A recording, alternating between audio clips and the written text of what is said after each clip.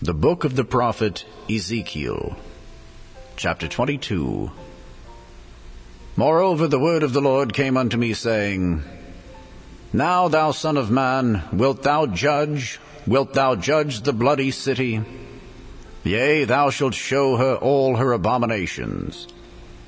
Then say thou, Thus saith the Lord God, The city sheddeth blood in the midst of it, that her time may come, and maketh idols against herself to defile herself.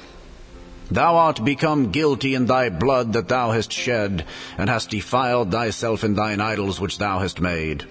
And thou hast caused thy days to draw near, and art come even unto thy years. Therefore have I made thee a reproach unto the heathen, and a mocking to all countries. Those that be near, and those that be far from thee shall mock thee, which art infamous, and much vexed. Behold, the princes of Israel, every one were in thee to their power to shed blood. In thee have they set light by father and mother.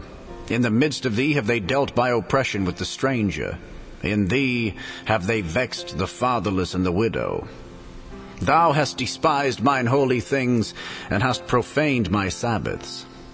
In thee are men that carry tales to shed blood, and in thee they eat upon the mountains. In the midst of thee they commit lewdness. In thee have they discovered their father's nakedness. In thee have they humbled her that was set apart for pollution.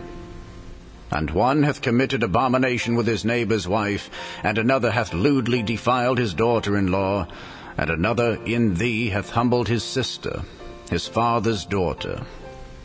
In thee have they taken gifts to shed blood. Thou hast taken usury and increase, and thou hast greedily gained of thy neighbors by extortion, and hast forgotten me, saith the Lord God. Behold, therefore, I have smitten mine hand at thy dishonest gain which thou hast made, and at thy blood which hath been in the midst of thee. Can thine heart endure, or can thine hands be strong in the days that I shall deal with thee? I, the Lord, have spoken it, and will do it. And I will scatter thee among the heathen, and disperse thee in the countries, and will consume thy filthiness out of thee. And thou shalt take thine inheritance in thyself in the sight of the heathen, and thou shalt know that I am the Lord.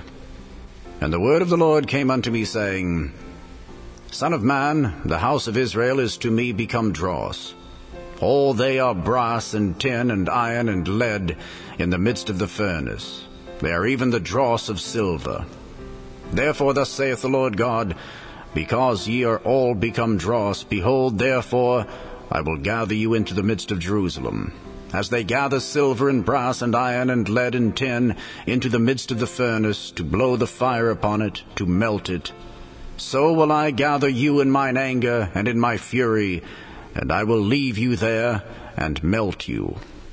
Yea, I will gather you and blow upon you in the fire of my wrath, and ye shall be melted in the midst thereof.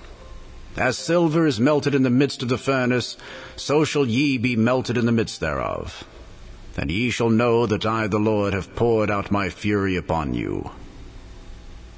And the word of the Lord came unto me, saying, Son of man, say unto her, Thou art the land that is not cleansed, nor rained upon in the day of indignation.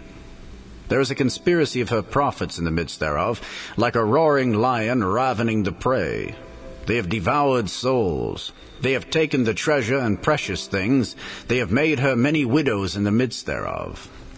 Her priests have violated my law, and have profaned mine holy things. They have put no difference between the holy and profane, neither have they showed difference between the unclean and the clean, and have hid their eyes from my Sabbaths, and I am profaned among them.